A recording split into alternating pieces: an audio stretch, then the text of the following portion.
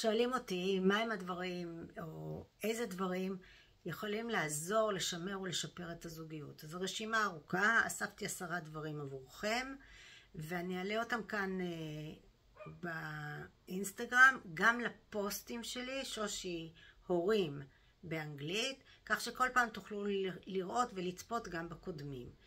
היום אני אדבר על אחד מהם, והוא היכולת שלנו לשים את בן הזוג לפניי, לצאת מאורי כדי לעזור לשני.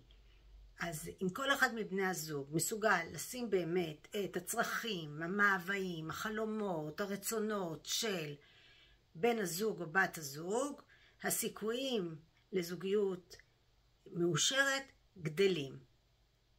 הדברים הבאים בסרטונים הבאים.